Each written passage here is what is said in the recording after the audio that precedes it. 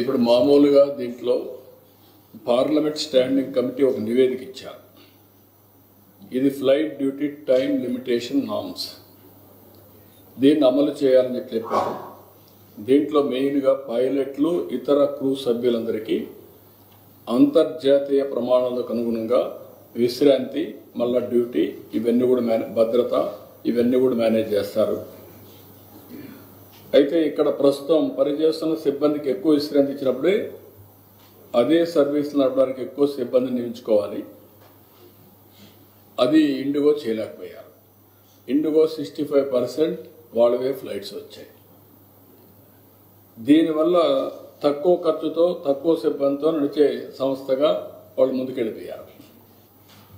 ఇప్పుడు ఈ టైం ఇచ్చారు, ఆ టైంలో వాళ్ళు చేయలేకపోయారు. డిసెంబర్ 4న 550 విమానాలు, డిసెంబర్ 5న 1600 విమానాలు రెండు రద్దు అయిపోయినాయి. 4, 5 2 రోజులకే.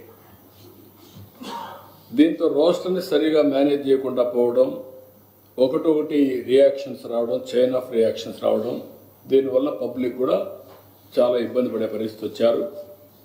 కడాను వాళ్ళు క్షమాపణ చెప్పి డబ్బులు కూడా తిరిగి పే చేశారు, కానీ ఇన్కన్వీనియన్స్ మాత్రం విపరీతంగా జరిగే పరిస్థితి వచ్చింది. అదే మరిగా ఈరోజు NDTL నిబంధనల ప్రకారం ఇండిగో సంస్థ మరొక టైం కూడా ఇచ్చారు. దీంతో 1-2 రోజుల్లో ఇంప్రూవ్ అవుతుందని చెప్పి ఒక అసెస్మెంట్కి వచ్చారు.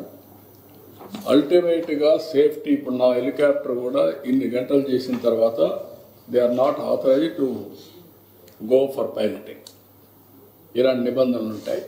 ఆ నిబంధనలు అమలు చేశారు కాబట్టి ఇలాంటి ఇబ్బందులు వచ్చాయి. అది గవర్నమెంట్ ఆఫ్ ఇండియా చూసుకుంటుంది.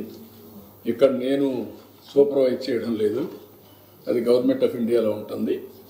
ఓసారి అనూహ్యంగా 1 or 2 ఇలాంటి సమస్యలు వచ్చినప్పుడు అన్ఎక్స్పెక్టెడ్ ఇప్పుడు 60-65% ఇండిగో సర్వీసెస్ అని రన్ చేస్తుంది.